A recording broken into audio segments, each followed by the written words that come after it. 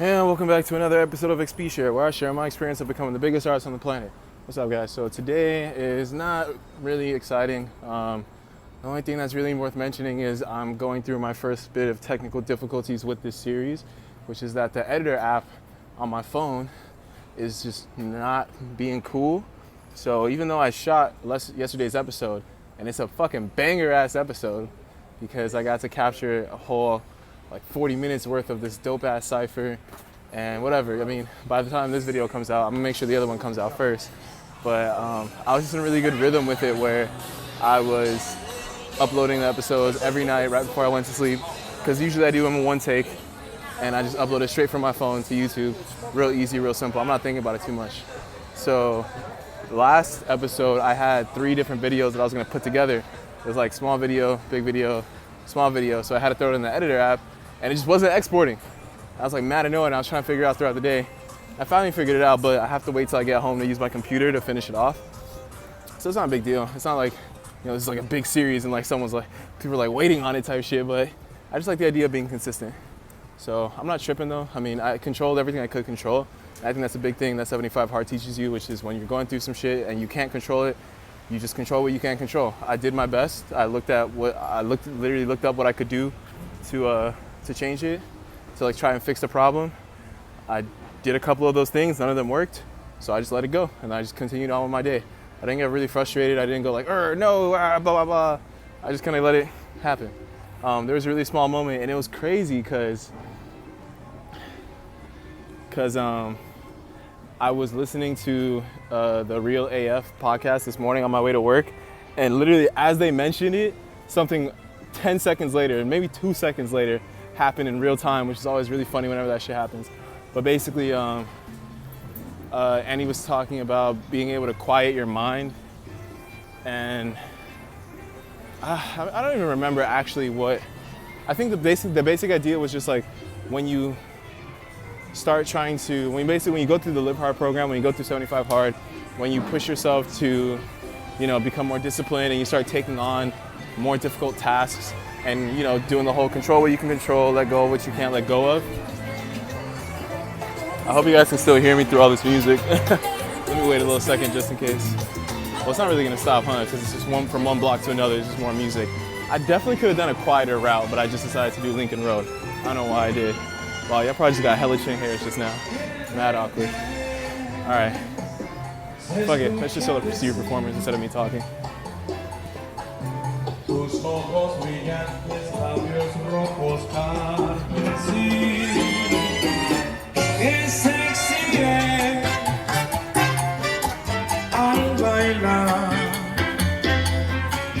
y las chicas ven sobre sus vidas. Most of the street performers are usually pretty ass, but I was actually kind of impressed.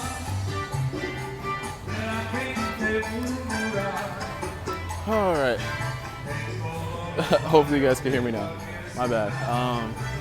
Basically, they were talking about the whole idea of when you get really good at controlling what you can control. And that's what it was. It was like when your life gets really chaotic, how do you quiet your mind and just focus on what you need to focus on? And it's just a practice, right? We always talk about, or at least I always talk about, and most people probably talk about, but not enough people actually implement it to actually understand and feel it.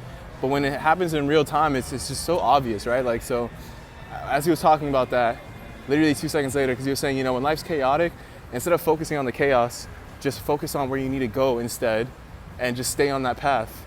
And a lot of people are gonna think you're crazy, because they're gonna be like, well, didn't you just hear me? Everything's on fire. It's yes, it is on fire, but the water extinguisher is over there, so I'm gonna go just grab the water extinguisher. It's yes, but everything's on fire. It's well, in order to get it not on fire, I have to go grab the water extinguisher, but you keep trying to focus on the fire. We should just focus on the solution instead of the fire.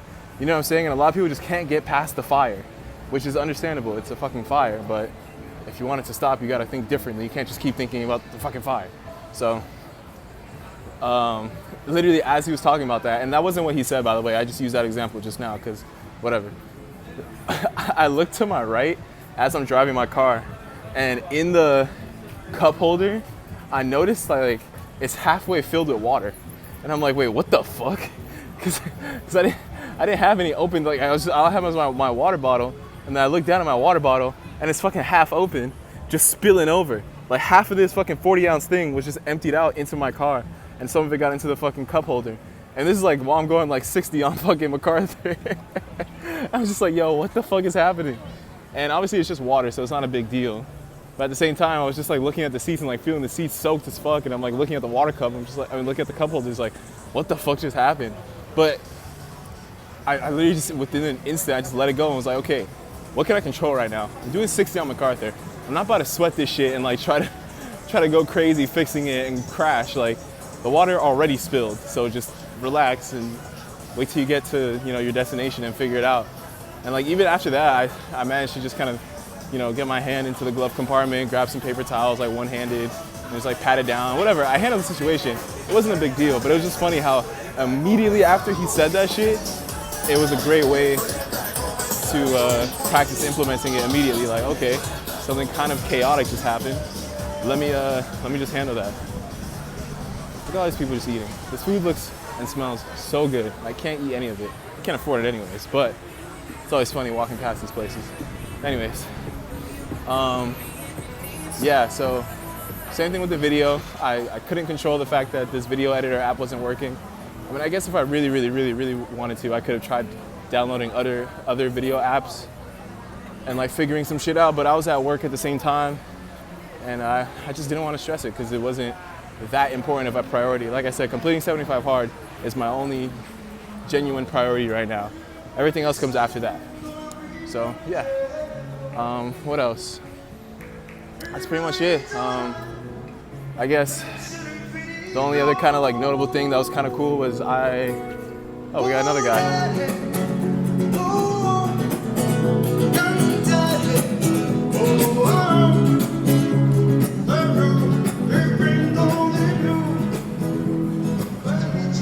The first guy was better. This guy's not bad though.